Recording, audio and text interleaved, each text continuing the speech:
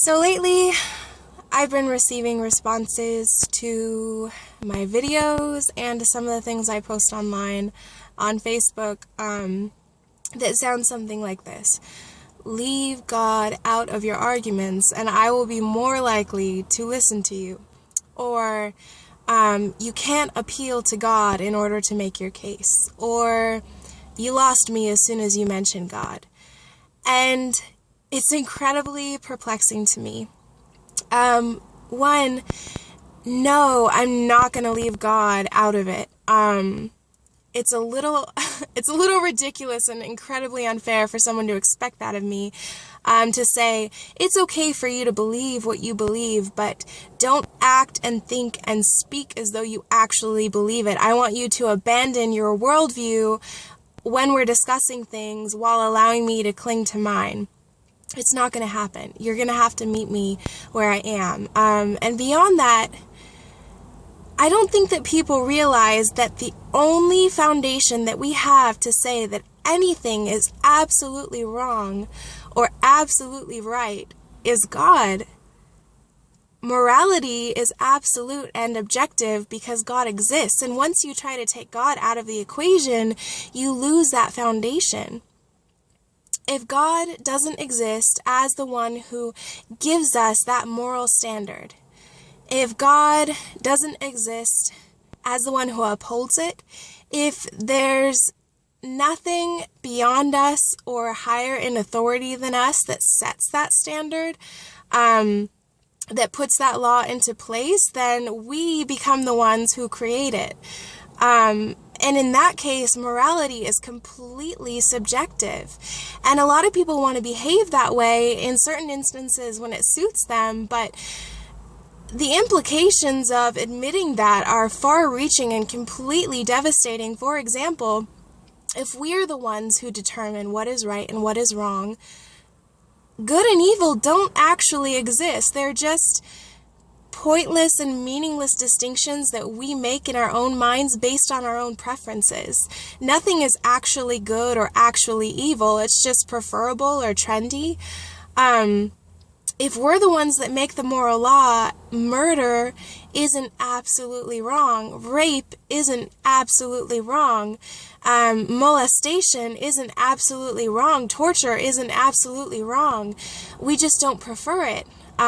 Because we're the ones that created those distinctions, and that means that it can change. That means that it depends on the individual, what the individual believes. That means that the consensus rules, or the ones who have the most power, are the ones that set the rules. So if we all gang together and agree that rape is permissible in certain instances, that's the new ruling majority. And that, you know what I mean? Like, the only way that rape is absolutely wrong is if there is someone, God, outside of us with higher authority than us saying it is absolutely wrong.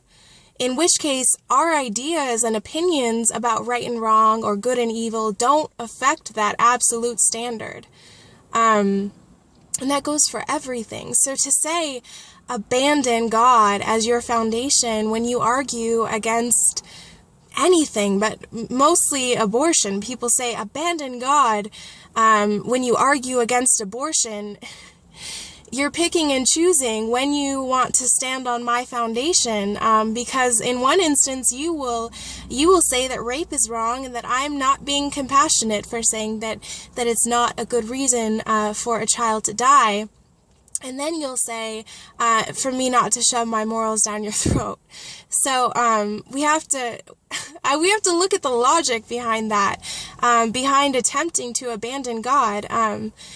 Same goes for human value and human rights. If God isn't the one that endows us with human value, if you take God out of the picture and go on a completely naturalistic worldview where nothing beyond the natural world exists and we really just evolved from pond scum, and there's no way for us to say that we are absolutely more valuable or more worthy of protection than a freaking dung beetle or an ant that crawls across the sidewalk. Seriously, we're just more evolved, but we're the ones that make that distinction. We're the ones that say we are more valuable. Well, so what does that actually mean at the end of the day if we're the ones that are setting those standards? I'm sure bears think they're more valuable, and any species attempting to defend its existence believe that it's more valuable.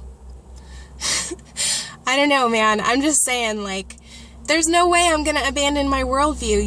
You're standing on my worldview and in order to argue against me.